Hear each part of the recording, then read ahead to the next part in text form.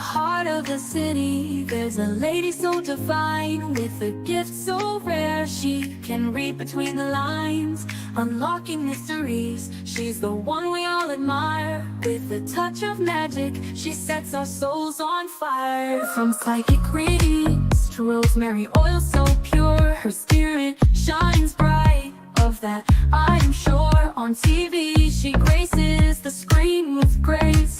Her presence is a blessing in every time and place. Pop culture psychic, in tune with the stars. She sees beyond the veil, even beyond Mars. And when the night falls, Tracey after dark, her wisdom illuminates like a powerful spark. So if you seek guidance, look no further than her door. Tracey Brown live where wisdom does soar. Through the realms of the unseen, she'll light your way. With every word she speaks, darkness turns to day. Tracey Brown live, the beacon of light, guiding us through the shadows of night. Her voice like a melody, so pure and strong. In her presence, we know we belong.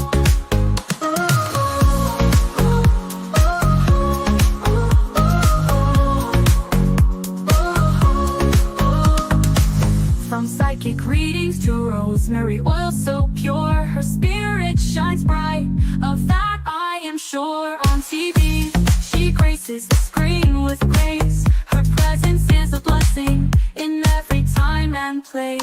Pop culture psychic, in tune with the stars. She sees beyond the veil, even beyond Mars. And when the night falls, Tracey after dark, her wisdom illuminates like a powerful spark. So if you seek guidance, look no further than her door. Tracey Brown live where wisdom does soar. Through the realms of the unseen, she'll light your way. With every word she speaks, darkness turns to day. Tracey Brown live, the beacon of light, guiding us through the shadows of night. Her voice like a melody, so pure and strong. In her presence, we know we belong. Tracey Brown live, the beacon of light, guiding us through the shadows of night. Her voice like a melody, so pure and strong. In her presence, we know we belong.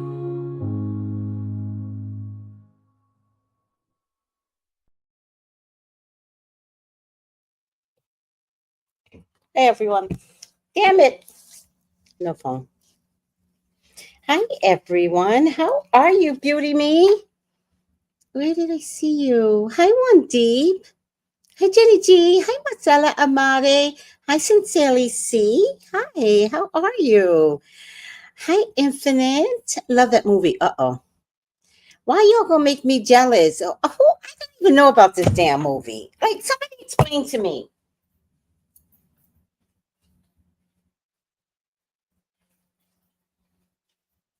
I'm thinking we don't get the same information as y'all get. I'm thinking. So, was it advertised?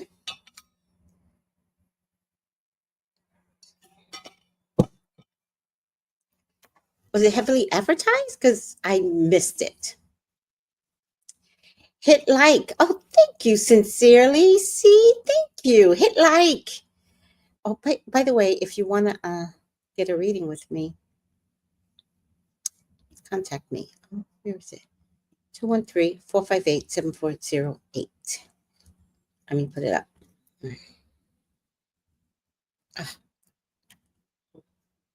213-458-7408. All right. Hit the like button.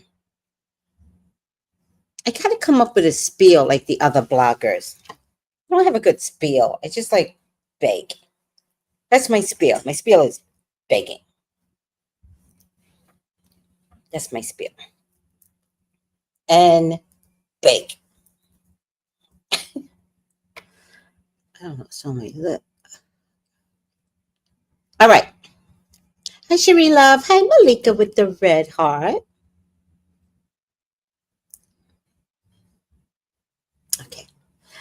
Hi. Oh, okay, Wendy's talking to Jenny G. Hi, Beauty Me. How are you? Um, Purple Passion. Hi, Purple Passion. Subscribe, like, share. Do I yell it? Maybe that's a problem. I yell. Maybe I have to say it softer. I mean, it is Tracy After Dark, so maybe I should just say it sexier. I don't know. We should have a Amsphere night where everybody just whispers. Should I start whispering? Oh, I don't want to take away from a guy that I know that does this because he whispers. Maybe I should get his permission. Tony Bambino. Tony Bambino. Does he still whisper in his videos? First of all, he loves me. He started tarot because he favors me so much. Oh, this is not true. Which is perfect for sinners, which I don't even know what sinners about. Okay, everybody, give me, do not give a word or ending. Give me the gist of what sinners is about. I just know everybody's like, Tracy, you got to see it. Tracy, you got to see it. So it must be about the mystical world, huh? Well, I look up Tony Bambino.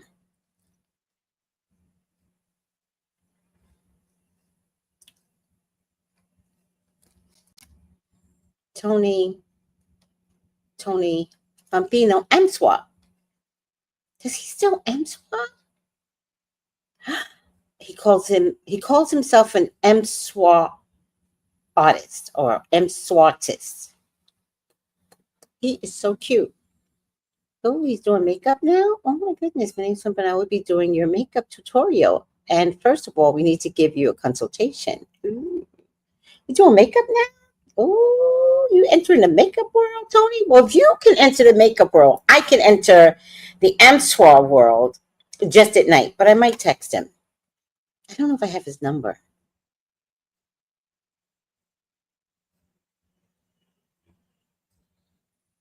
Oh, he's doing makeup now?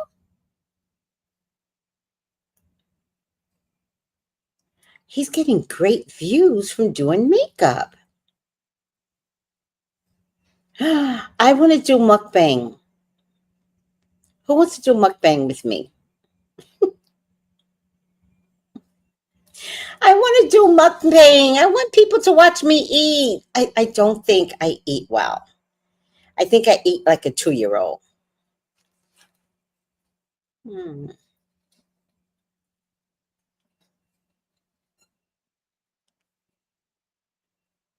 I want to do mukbang videos.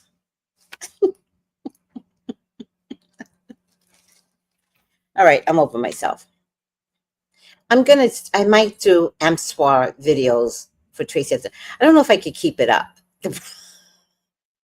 He who loves to yell wants to whisper. Really? Oh, hi, Noel. Banner. Oh my God. The fact that I have to put this banner up every time. Thank you, Vivica. How are you, sweetie? It's about a blues singer whose gift thins the veil between the good and the bad in time, and it attracts bad entities. Interesting. No spoilers. Oh, Vivica said she saw it last night. It had the 7 sins in it. Oh. And vampires. What's that movie with the what's that series with the vampires that was very popular? I think on HBO. See, y'all aren't helping. One Deep says, put the black lipstick on and then whisper Tracy After Dark, where everything comes out at night. That's a great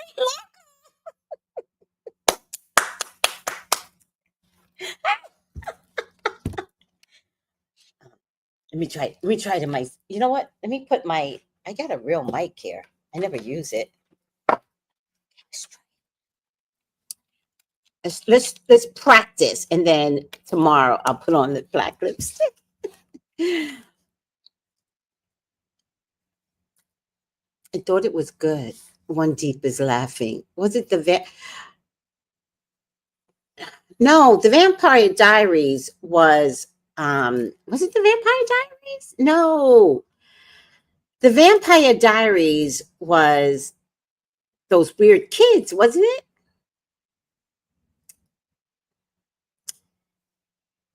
Oh, Michael B. Jordan is good. True Blood. True Blood.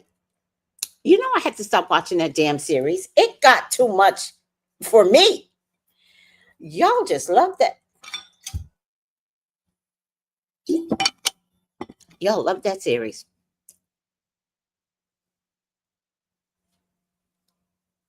All right. Yeah, True Blood. That's the name of it. Oh wait, I was gonna practice. Hold on, I gotta practice. What did you say? Hold on. Okay.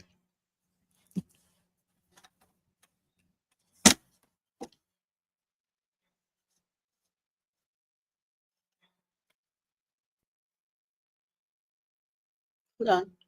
Settings, audio. Uh huh. Why is it not showing up? Oh,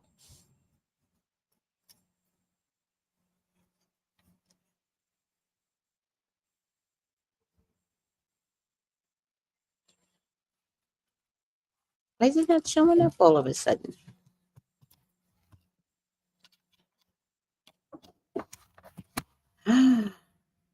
Oh, I wonder if it broke.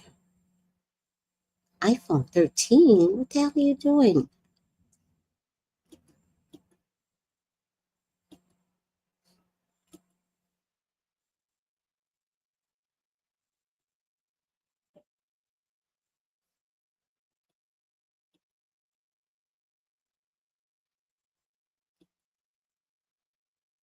Hmm.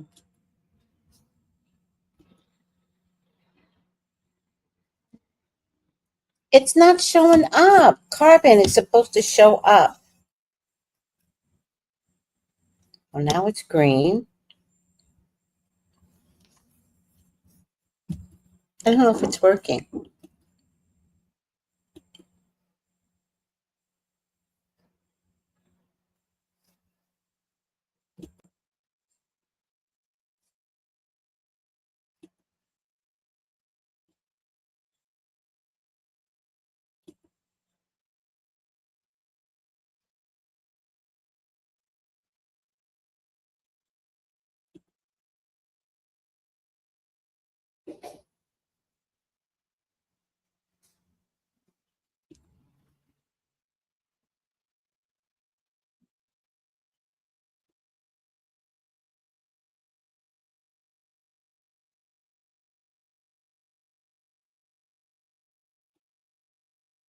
Can you guys hear me? True Blood. Thank you, Ro. Hold on a second. My mic is not attached. That's because I wasn't using it in a while. Oh, you can hear me. Okay. I don't think the mic is working though. Okay.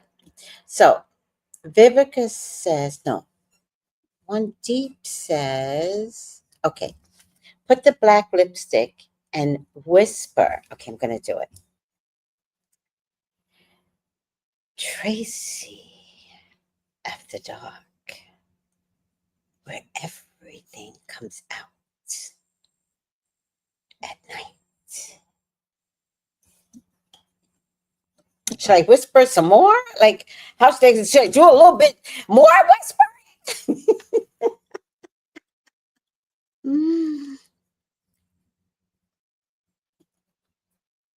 that was good. Hi, Tanya. Yes, yes. Okay. I'm gonna make a song for Tracy After Dark.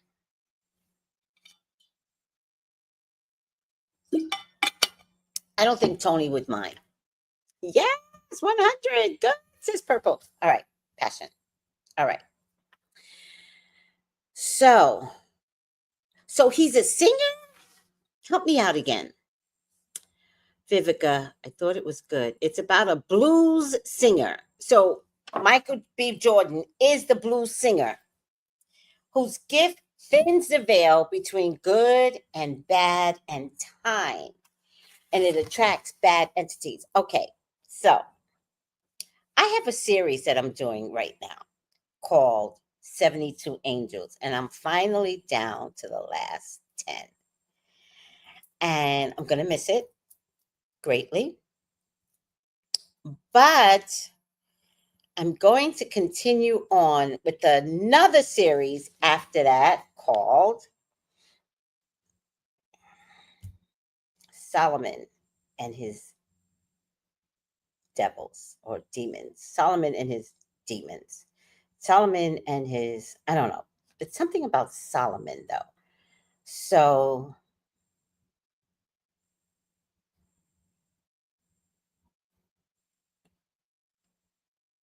hold on.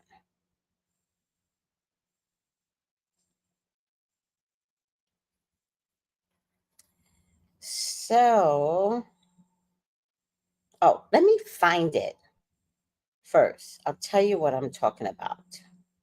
But this is going to be really extensive. I don't know if I should do it every Sunday or should I go to dashikis and bonnets in the morning and do this just on Sundays. I don't know what to do.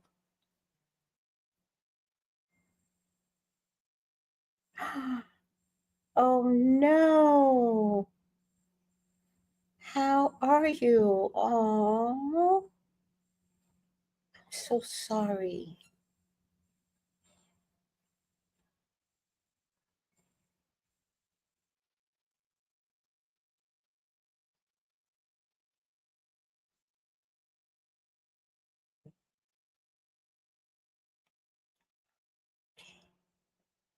Sometimes.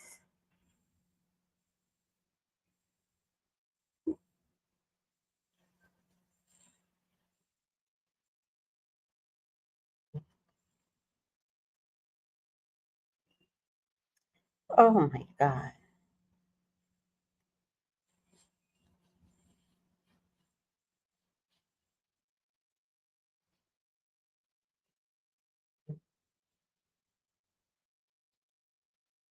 Sorry, guys. Hold on.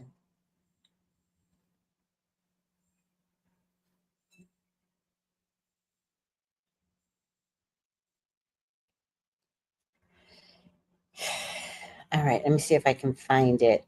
Because I've been trying to get this. Oh,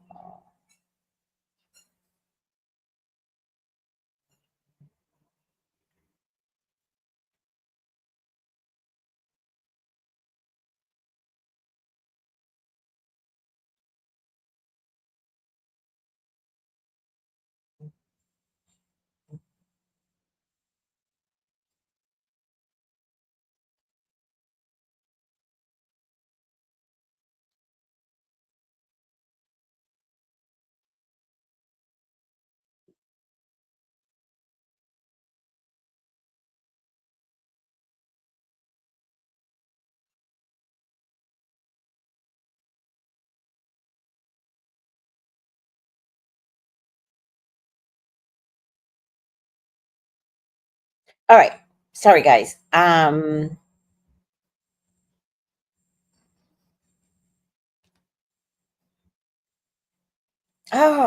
What am I looking at?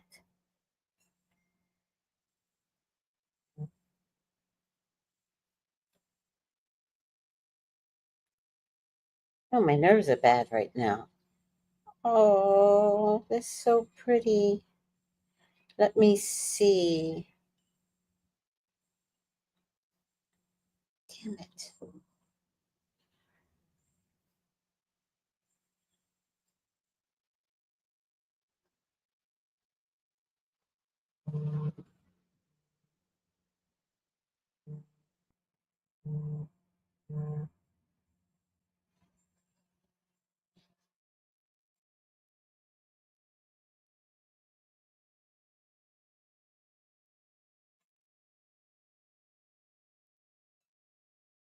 Oh, I do have it.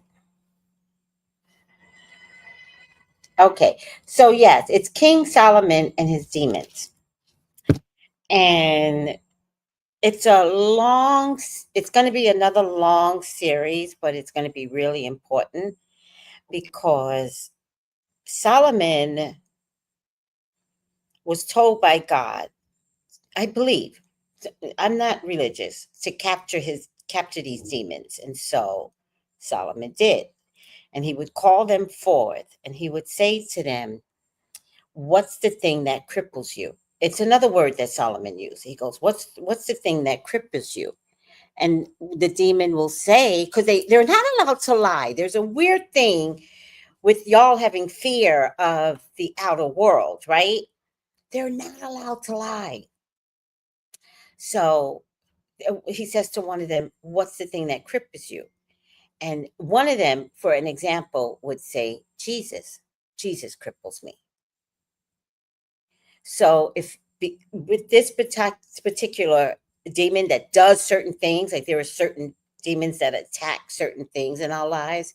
I mean, they attack the heart. There's one that attacks the kidney. There's one that does this. There's one that does that. And so what we don't understand is that when we were very, very bad people, sometimes it's the demon showing up in you. I know this is hard to understand, and I'm going to try and get you all to get there. It's not always you, it's something inside of you. But, oh, let me take you down, sweetie. I didn't mean to keep you up there. But when we do that, what happens is when we do things that are against a natural order, let, let, let's say steal. That's a good example because a lot of people do not steal. So if you have the spirit of stealing, that's a demon inside of you. That's not a bad thing. But if you don't know it, then the demon does other things inside of you. So it begins to enjoy stealing, and then you begin to enjoy it. But you're working with this demon that got in because you like to steal. Not because the demon likes to steal. The demon goes, I've been looking for this soul, and jumps in and then helps you get better at it. But there's a cure for that. There's a cure for every ailment. There's a cure for every thing that you do. There's a cure for that. And so Solomon, that the church does not teach you. Tell me the last time you ever heard a pastor talk about Solomon. Solomon has the cure for that because he had and it's in the Bible, by the way, he had these conversations with demons. And each time he would call the demon forth, or somebody would rat on the demon. It's like really funny.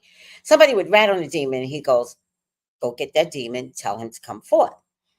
So, and you guys don't seem to realize when I do my angel series, I call on the angel and then I say, come down, come into my house, right? Because I'm calling in the greatest energy of the 72 angels, right? And I'm working with them, especially if there's energy around me that is compromising me. But I'm calling in 72 angels. Protected. In any case, listen to the Angel series because it absolutely is, to me, one of my best works. Like, I really should win an award for my 72 angels.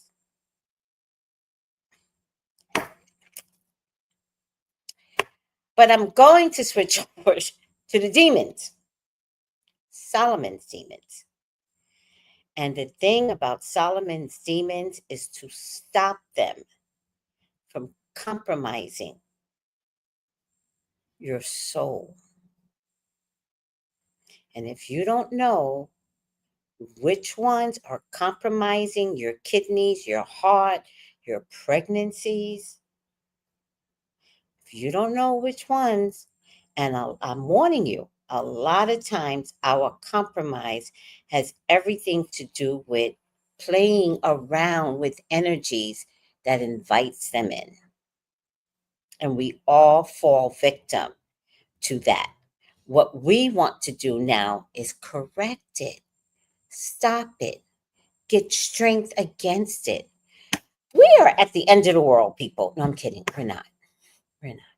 I mean, the Pope just died, right? So it's the beginning of the end of the world, right? No, it's not. I'm kidding. I'm kidding. But I do want to incorporate how. You know how a lot of people's like, yeah, I know this should be, but how? But how? I'm teaching you how. I'm giving you all the angels that could really, really help you. You have to call them in. You have to say to them, help me with whatever. And they will help because their job is to wait for you to say, help me. Okay, Marsha, I was thinking, how about, I'm getting late already. Because I got a reading. I got a reading tonight. The demon will always reveal itself. The problem with the demon revealing itself is the demon you? Are you playing so well with the entity that it's you? Now, we have malversions of dealing with demons. Like I said, stealing, that's a malversion. I'm sure there's a bigger version with stealing, but mine are little things like you go into a candy store and you're like, I need to take this. Old people tend to play with demons, right? My mother used to steal sweet and low. I'm like, woman, why are you stealing sweet and low? Um, because I can. Yeah, that's not the right thing, though. My dad, I was literally in a story time. All this story, it's a fucking story time all the time. I was literally in a restaurant with my dad a week before Thanksgiving. It's a diner. Jersey has diners. A week before Thanksgiving, I went to the bathroom. And when I came back, the whole kitchen staff was surrounding my dad, just laughing and joking and finding him so engaging. And I came out and I go, oh, look at that. My dad is so amazing. He's so fun to talk to and just look at them, just engaging with him. But as I got closer, I thought, there's no way this is a good thing. Like, remember your dad, Tracey. So now I'm running over there because I know something went wrong. And so I get over there, and they were just the nicest people. Um, the front desk was like, well, your dad thought it was best to steal the basket off the table. But because all the baskets were different, he tried to take all of them.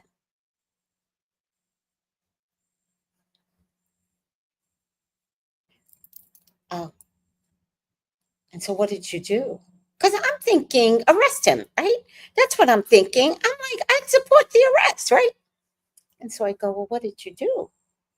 And she says, well, he's so adorable that we're just going to request that he never comes back here again. And I said, yeah, that's an agreeable request. I agree. See, you guys think I make this shit up. You can't make a story up like this. So we leave. And back in the day, before COVID, diners used to have a bowl of candy. There were these weird little sugar candies. When you finish dinner, you take the spoon, you take one, you pour the one in your hand, you pop it in your mouth. That's the way it's supposed to go. We know this. We're getting ready to go. We're paying for the bill, not the basket. My dad, in front of the host, takes the spoon, digs in it, puts the whole thing in his mouth. And I thought, we have to go. We have to get the fuck up out of here, Dad. God. Oh, God.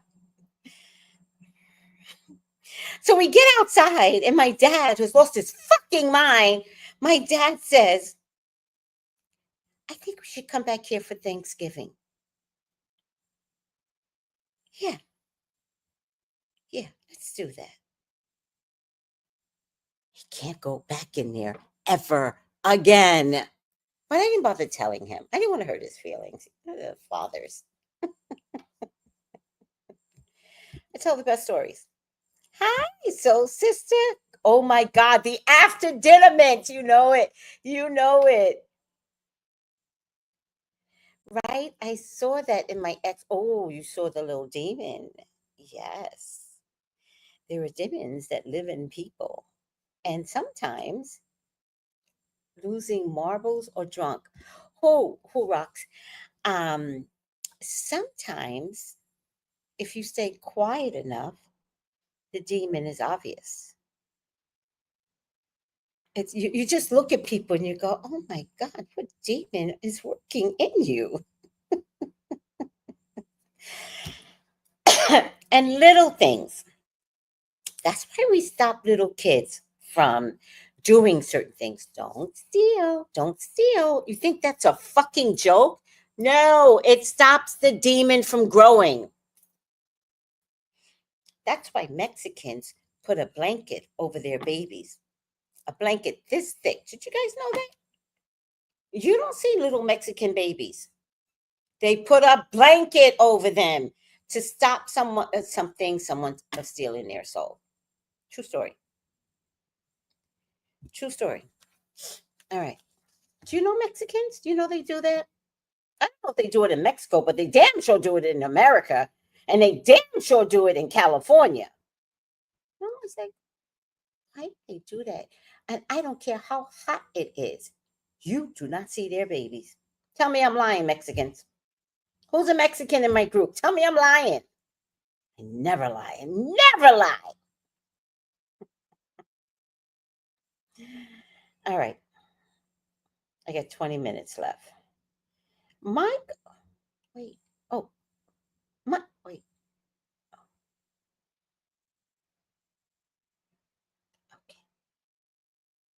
Okay. Crazy Shannon Sharp has come out and said some stupid shit, which I don't want to mix in, but I'm going to play some reels on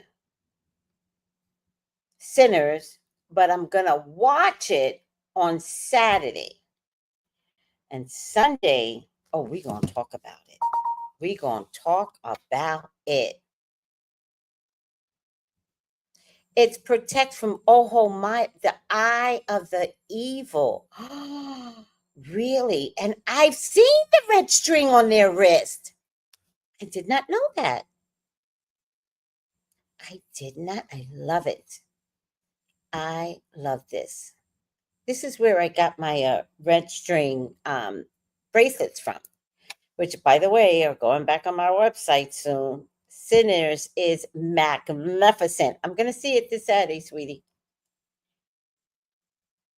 Everybody telling me, go see it, Tracey. It's your kind of movie. So I'm going to go see it.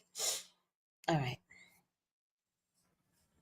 Let's look at some of these reviews.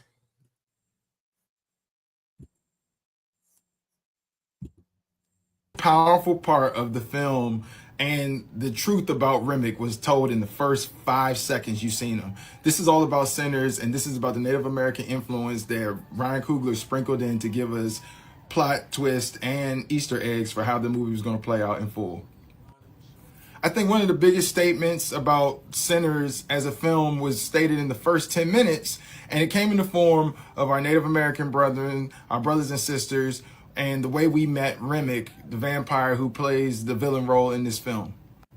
So if you see the beginning of the film, and I don't want to give too many spoilers, but if you've seen it, you know, you see Remick almost land and come into the scene. His first scene is he's falling in from the sky. He has obvious burn marks on his body, in which, if you know about the Christian story, you know that Satan is a fallen angel. He technically is fallen out of grace. So you see Remick falling out the sky and running to this house which happens to be owned by 2 members of the KKK. Knowing this already sets the tone for who and what type of people Satan would be first to run to if given the opportunity. Like a phone a friend for Satan is definitely a husband and wife in the KKK. But the best part about it is, as you can see, he's on the run, but he's on the run from the Native American tribe, might be Choctaw, I'm not sure. It's a lot of different tribes that were frequenting that Mississippi Delta area, but they are on his ass. They are not missing a beat. They know exactly what's going on. They know exactly what he's trying to do, and they know exactly what he would say to get it done. And those are some of the key points that I think was made by Ryan Coogler strategically to let you know that everybody ain't just using their eyes to discern. A lot of people are using their mind, and a lot of people are speaking or leaning towards what their spirit tells them. What that tells us is they were very, very aware of the detrimental nature of what was taking place. They were aware of the deceptive nature that he would use to be able to infiltrate, but they were also aware of the people who would be most susceptible to that type of conversation. And so in them following him to the house and them being prepared for war, they also knew that just because we got you doesn't mean that this is the time. They understood the time and place is everything. So even though they was ready, they was on the porch, they had the whole squad, they knew when the sun go down, even us being hip to what we know means that we have to use discernment on when we can actively act on this. So our power also has a direct tie to our ability to have discernment and wisdom on when to strike. And I think that that's like one of the most major things you could get from a film, but you can also learn from a culture. You can learn from the Native Americans as a culture, being that we ain't just new to this devil. We've been having to deal with this devil a little bit longer than you guys have. And understanding that, I think it's a perfect setup for what Michael B. Jordan's characters, Smoke and Stack, and everyone had to deal with throughout the film when they had to meet up with Remick, because this was a good testament to what he was capable of, but that the fact that this ain't no new rodeo. Wow.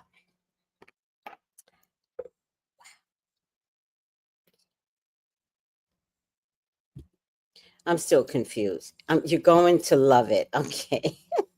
Still confused. Oh my God. Did you guys get advertisements for it? Because we don't get it this far down.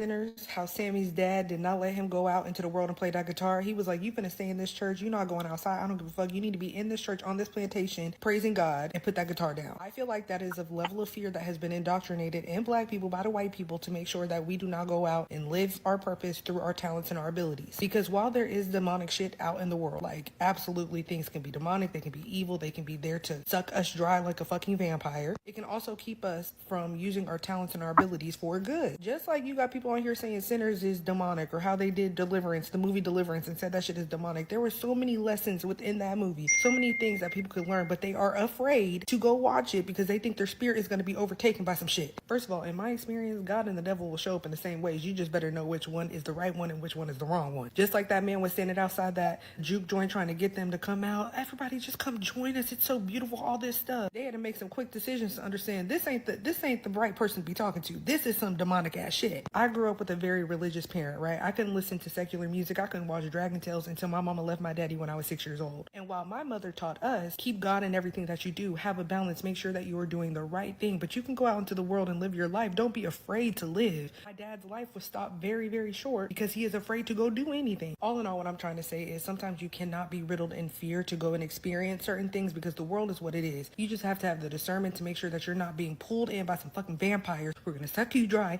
and make sure that you can never, ever, ever live out your talents and abilities. And the people that gave us that damn Bible wanted us to make sure we were stuck in fear and afraid to go do anything.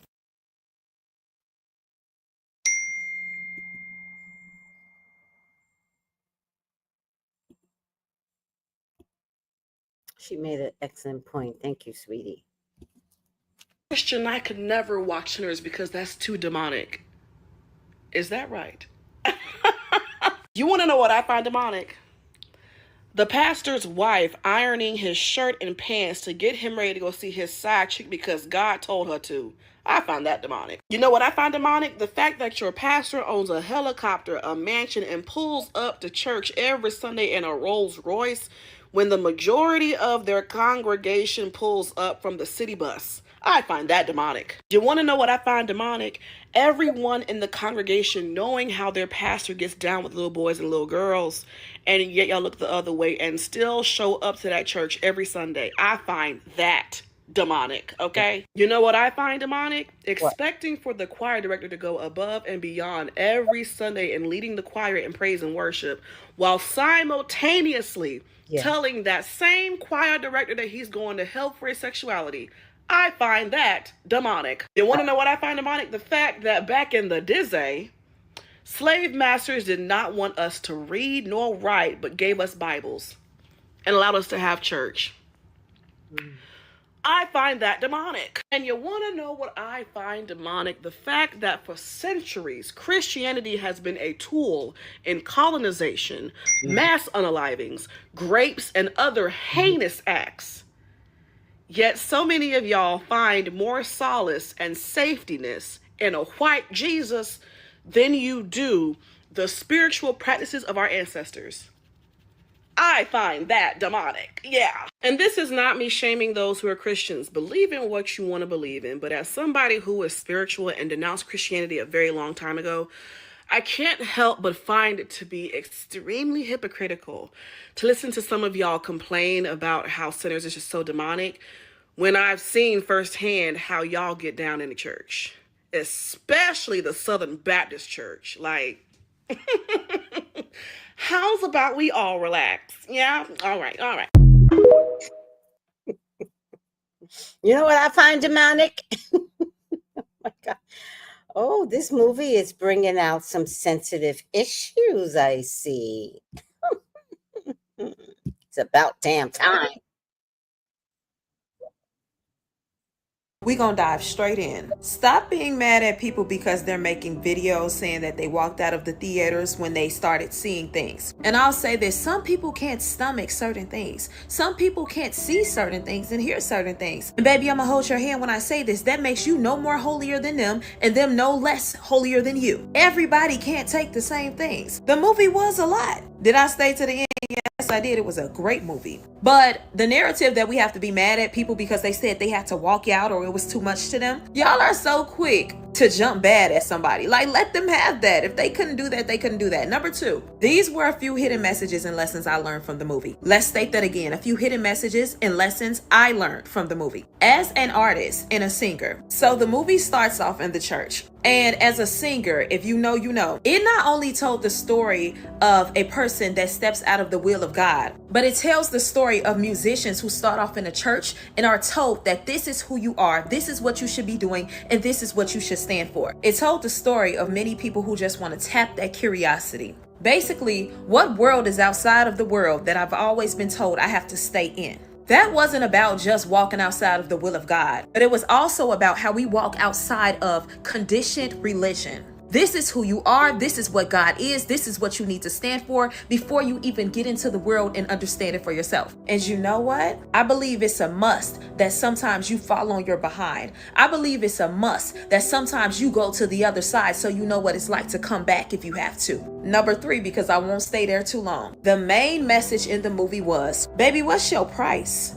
How much are you willing to sacrifice for what you want? How much of your soul are you willing to lay on the line for what you want? Not only what you want for a lifetime, but what you want for a small second. It wasn't about the power of money, which is what they said in a movie. It was about the power of greed. It's kind of what we deal with today. I'm so greedy. Life is so low. Times are so hard. The devil plays on that. And not just the devil. See, we give it too much credit because people, just normal people, are watching how greedy is this person? How much do they want what they think they want? And what are they willing to sell out for it? My pastor say this little saying to me every other Sunday. He said, I can't wait till you sell out completely. He means it literally and metaphorically. He says the Lord showed him me selling out, a show, selling out and speaking and singing. But he always says that the Lord told him he needs my soul completely.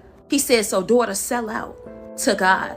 Another thing I learned was when your flesh is so heightened, but your spirit is so weak and so low, your flesh will win. It started out with the little girl. He said, I'll give you some money if you sit right here. Then it went to the Chinese lady. He said, I'll give you some money if you make the sign. So basically, how much of you are you willing to give? Before you know it, you will give so much of you that you will lose everything. Always remember this, money has no spirit, but everybody moves to the beat of it. All it takes is somebody in power to have money to run you. Another lesson I learned is the narrative is always music is bad, but that is also another way for the other side to try and make us believe that the very thing we thrive, we live, we built is evil. And it's not.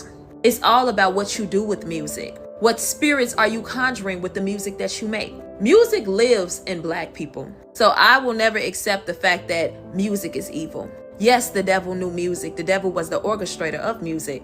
However, angels still sung.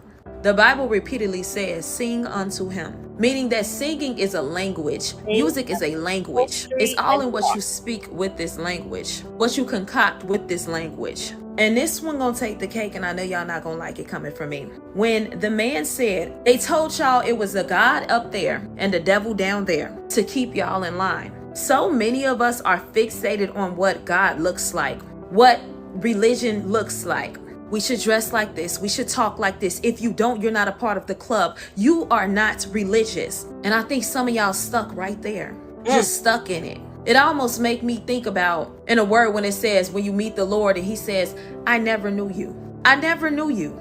And I'm sorry to say it because we're so fixated on what the word tell us religion looks like, it sounds like, you're supposed to dress like, you're supposed to go to church. Everybody's so stuck there. But the real soul purpose is the fruits of the spirit. So much out here that is nothing in there. The flesh is so high, but the spirit is so low. And I noticed in that scene how, yeah, they said it was a devil down there, but the devils were on earth. Seeking, devouring, taking, lusting, killing, stealing, and destroying. I don't know, just food for thought. But I loved in the end how the young man Sammy ran right back into the church. And everybody was so shocked to see him. You heard the oohs, the ahs, and his father said, come to me. It shows how in the church, everybody looked the same. And the one moment you look different, you don't look like them. They are scared. They are judgmental. But the father says, come to me. And I'm going to be honest, I still love how Sammy left. He left the plantation. He left religion. And I know it's just a movie, but he left with his soul and his spirit in the experience. God is within you. God ain't everything you trying to be outside of God. That word, that life, that lives within you. And you don't have to be inside of a building for God to move through you. I don't know. Just my own food for thought. Good night.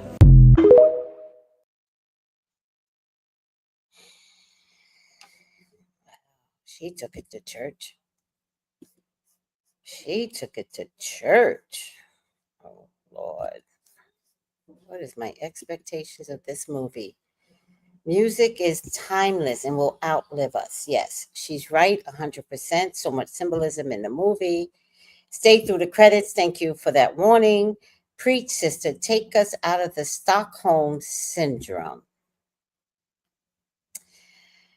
So elegant in her explanation. You know, guys,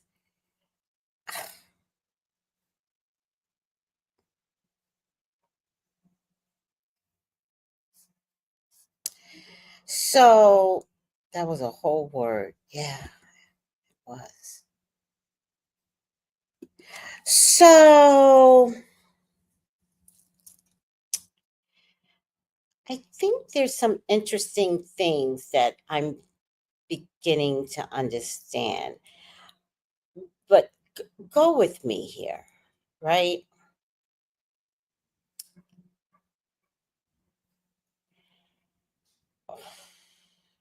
Lovecraft and the main character in Lovecraft.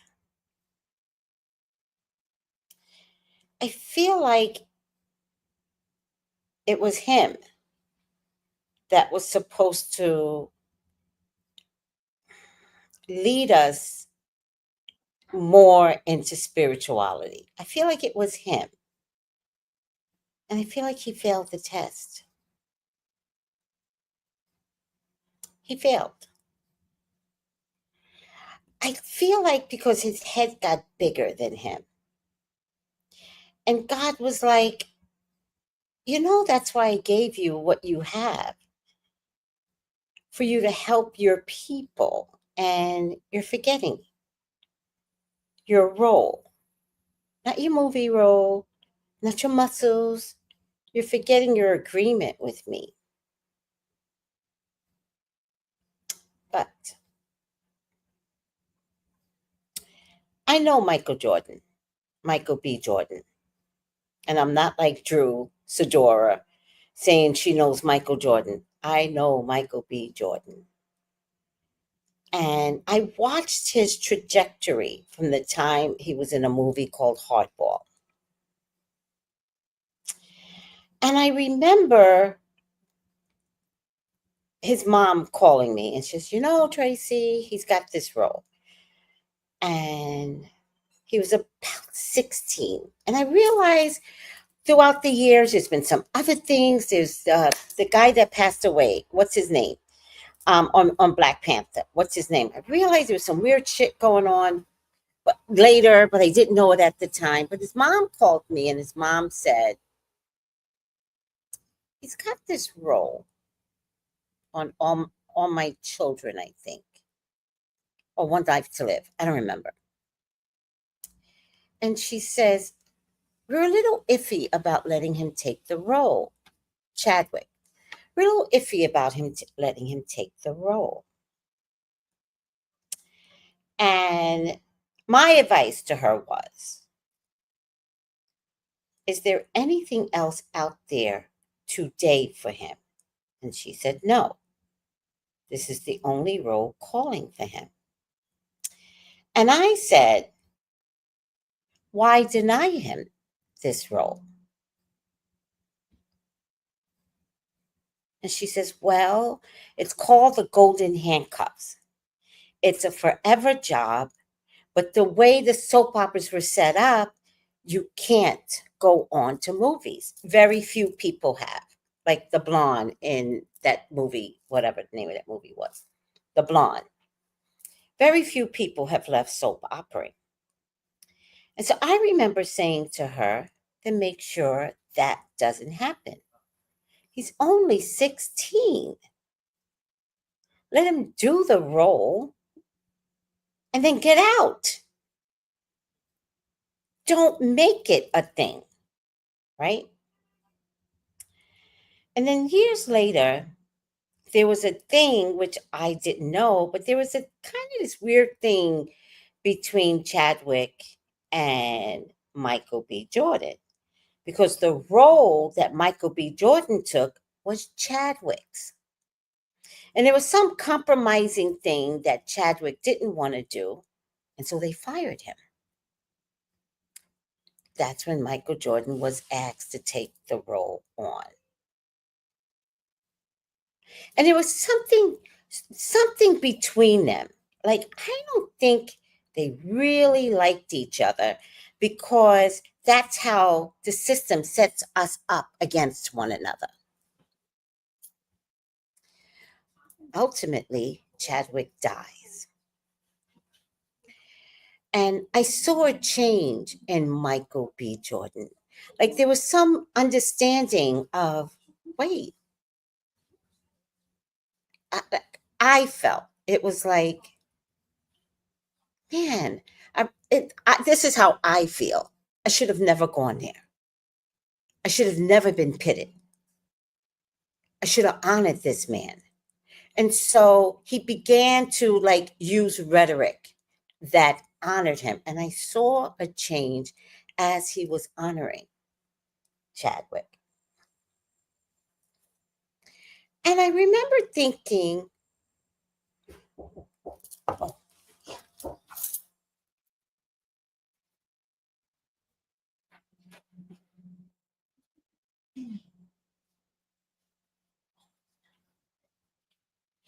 remember thinking, where's Michael going in his life, right?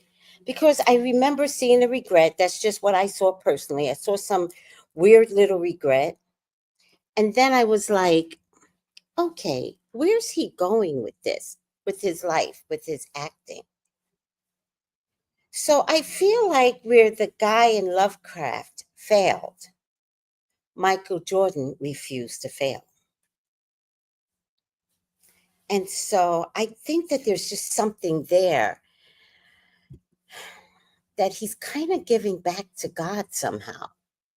And I just want to honor that for him. And maybe So for much us. controversy on the movie centers, especially the characters. Like, so many people have so much to say about each and every one of the characters, y'all. I'm about to break them down and tell y'all who I like the most. Granted, one of the biggest focuses in this movie is choices and opinions and where they will get you, but I feel like a lot of these characters are misunderstood. First one I'm gonna start with is Remick. He was the main villain in the story, and y'all might hate me for this, but I'm giving him a 10 out of 10. He was definitely one of my favorite characters in the movie because I feel like he was definitely, he's going over y'all head. If you paid attention to the movie, then you learned that Remick is actually Irish, y'all. He is from Irish descent, and that's one of the reasons why he was so drawn into trying to unicize with the blacks, because he felt like they both were oppressed, but they had their own versions, and that is a big part of the movie, is that everybody in the story had their own versions of their background. So then specifically, he just wanted to make things right because he felt like with the Irish, the way that they were treated in the past and the way the blacks were treated in the past and still currently being treated, he felt like they had something in common. He was sympathizing with them. And although that makes sense, at the end of the day, he is still a vampire, and the vampirism is what was supposed to unify. That's cool and all, but the fact that he's a vampire still is the metaphor of what whiteness operates as. So although he meant well in the race form of things, he definitely still had his own selfish reasonings for doing what he was trying to do. Y'all should have known he was getting 1,000 out of 10 for me, because to be one person playing two different roles with two completely different personas and pull it off is crazy. But it's a deeper message between them two. Yes, they're twin brothers, but they are two different types of people. Let's start with him. Stack is the brother that operates off of harsh reality and truth, y'all. He is the rowdy one. He feels like at the end of the day, this is what we got to deal with, and this is our life, and we going to deal with it how we see fit. I feel like between the two, he's the one that's come to terms most of, they're not going to treat us fairly because we're black, period. But I'm going to still handle them how I want to handle them. Like, he's real thorough. And I feel like he is a big family man, which is why he was able to keep his promise to Smoke on not unaliving Preacher Boy Sammy. He let him live all them years because he's a big family man. Smoke, on the other hand, he has trouble with this because he does not understand that regardless of where you go or what you do in life, you cannot outrun oppression or racism being a black man. He feels like that as long as I work for it and I do what I'm supposed to do, I can get treated the same and I can get everything that they have or everything that I want. Clearly, that's not true in this movie. He's more of the, let's stick to what we know. Let's just confine. Let's play it where we safe at. Like, let's just go about things mellow and see where that takes us. I think as the movie goes on, he starts to understand and realize, like, yeah, that's cool and all, but it gets to a point you got to do what the fuck you got to do. Played both roles pretty well, but I have to say between the two, I'm definitely going with Stack. He's more of a businessman, but I'm not gonna lie, he's gonna get you further in life because he understands you can't trust everybody and you got to do what you got to do. Now, this is one of my favorite ones because I feel like he is going over so many people's head. He himself delivers a message. Throughout the movie, everybody just kept referring to him as a drunk old man. Shut your drunk self up. Drunk, drunk, drunk. Whole time, y'all, they failing to realize, him being one of the elders in the black community, he holds so much trauma because although it's still bad current day like in the movie, he been through way worse and on top of what they still dealing with now. Although it looked like he was just being a drunk, this was his way of dealing with his traumas and filling in those gaps and cracks of his harsh reality. He knows that it's fucked up, but he's still going to try to make the best of it, and drinking just has to be his solution. I think another key point here is that if we learn our elders and we get their knowledge ourselves and we hold on to it, it'll be a great thing to have. This right here is another really big one, and I feel like although they're married, these two are totally different people, just like Smoke and Stack. This was a prime example of how back then the Asian community and the black community were acquaintances, not allies, and that was the problem here in this movie. It came off as that they were friends, they were part of the family, but whole time they really weren't. If y'all noticed that when the vampires first came to the door, everybody that was really family stepped up to the door. They were not nowhere to be seen. Because again, they're not allies, they're just acquaintances, and they made it very clear that they were only at the juke to help with the juke. Nothing more, nothing less. We don't care about the people, we just care about why we're here and what we're getting paid for. Like I said, in this movie, they focus a lot on decisions, y'all. So this goes to show that regardless of what you're a part of, your decision is what's going to lead you to your fate. They are married, so you would think they would be aligned up here, which they kind of are. But if you notice in the movie, when Smoke first went to the town and he was trying to get the money and whatever, he went to him and he was helping the black people. Now, I could be reaching with this, but hear me out. She was helping with the whites. And I feel like what's important about that and why I'm not reaching is because the writer could have easily just had her come from the back or come from upstairs or already be in the store. But if you notice, they focus a lot on him being in his store and her walking out of her store. Two totally different things. Two totally different crowds. As y'all can see, when things popped off, he didn't care about who was okay. He said, I'm out of here. But an ally wouldn't do that. Same with her. When she felt like things was going all to hell and that her family was compromised, she said it's game on. Typical characteristics of an acquaintance. We ain't cool like that. I think that a lot of people have a lot of controversy with her because they felt like what she did was very selfish, but this is the point of the movie. You're wrong in somebody's eyes. You're always going to be a sinner in some way. Just to everybody else looking in, they would think she's wrong, that was selfish, why would she do that? But in reality, she's being right to her people because she said if it comes down to it, I'm going to stick with mine. I'm going to protect my family and my daughter. So she's wrong to somebody. Everybody's wrong to somebody. But overall, they get about a 7 out of 10. They played their roles really well, but I feel like they were only in the movie for one sole purpose, and that's to show back then not everybody is an ally.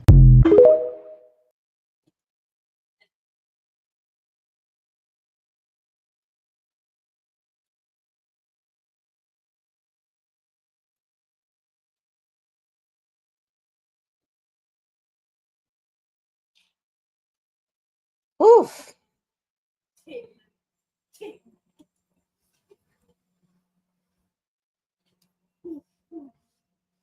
Little boy got issues. His mom's crazy and she's making him crazy. His mom is crazy and she's making that little boy crazy. Nothing you could do.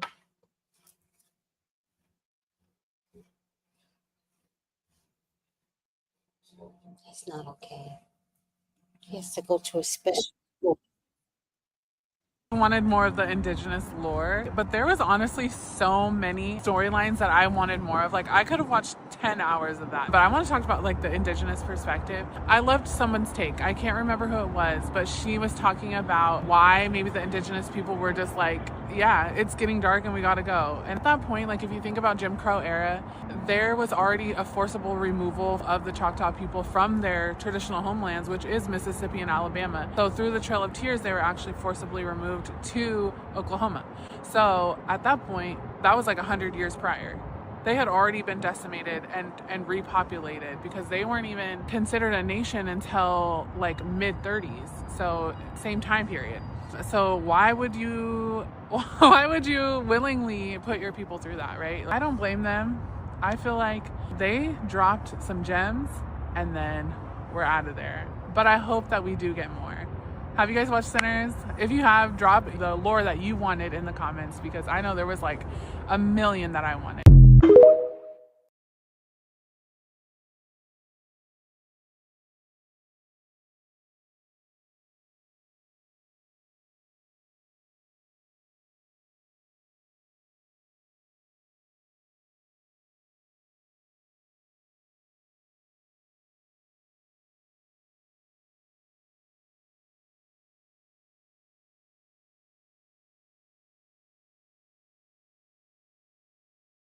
You know.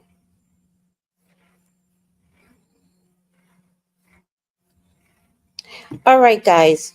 Let me get up out of here. I'm going to play one more video and I'm going to end this. Man, I don't know where to start, but let's talk about it. Spoiler alert. Okay, if you haven't seen Sinners, I don't know what you're doing. Okay, you need to go see Sinners. Stop playing. All right. But let's talk about Pearline. Miss Pearline. Okay. So Pearline meets Preacher Boy at the train station. You know what I'm saying? Preacher Boy doing his little thing on the ones and twos. Pearline see that. She's intrigued. Now, Preacher Boy approaches Pearline, right? He spit that little game to her. He do. She said, look, boy, I'm married, and you don't want these problems. The first thing I thought about was Pearline's husband. And I said, you know what, King? Focus on yourself. Because your girl is for the streets, okay? Miss Pearline is for the streets, all right? Now, Miss Pearline go to the juke joint, okay? She go to the juke joint. And the first thing I thought about was Miss Pearline telling her husband, oh, I'm going out with the girls tonight. I'm kicking. She lied to her man. You can't trust it. She lied to him. Okay, I know she lied to him. She go to the little juke joint. She hear Preacher Boy sing. Oh, proper. They done dropped. They done dropped. Now they in the back, right? They in the little back, little side room, right? Preacher Boy ready to eat. He ready to munch. He all. Pearline said, "But baby boy, wait. Let me go wash first." Preacher boy said, I ain't trying to hear none of that. Stacks told me how to eat this thing, and I'm ready to eat it. Find that little button, lick it like ice cream. Oh yeah, y'all remember that part? Y'all remember that? And let me tell you something. He sent her to heaven or to hell. Wherever she went somewhere else. Okay, she did. All right. And all I could think about was her husband. He in the house, no electricity. You know what I'm saying? Probably got a little candle lit. You know, he wondered about his girl, make sure she okay, and he done went to bed. Pearline out here getting her box ate, getting done dirty in the back room. Let me tell you something, Kings. Focus on yourself. Okay, these musicians, these famous people, these actors, they can get your girl. They can get your girl. All right. Preacher boy, I think Preacher boy was a virgin. I think he was a virgin. He wasn't even about that life. He got to singing. They threw Pearline through tail letter. He a new man. He don't even want to listen to his daddy anymore. You feel me? He don't listen to his daddy anymore. Let me hit this road, Jack. You know what I'm saying? I love the blues. And you know what I'm saying? And that too.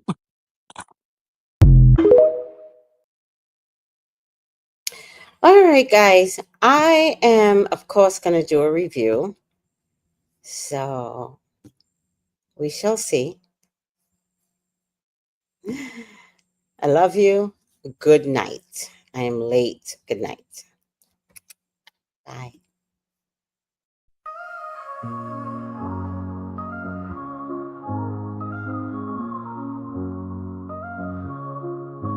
In the heart of the city, there's a lady so divine, with a gift so rare she can read between the lines, unlocking mysteries. She's the one we all admire. With a touch of magic, she sets our souls on fire. From psychic readings to rosemary oil so pure, her spirit shines bright. Of that I am sure. On TV she graces the screen with grace.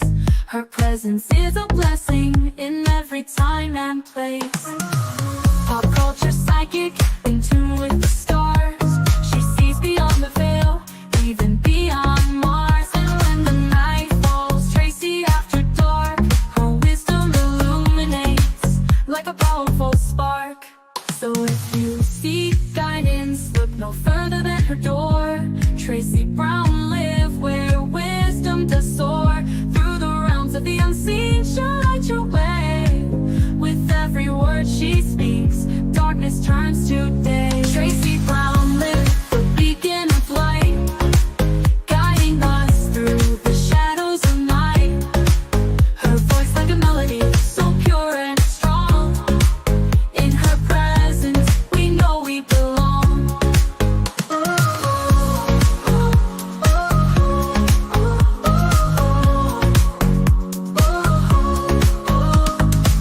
From psychic readings to rosemary oil so pure, her spirit shines bright.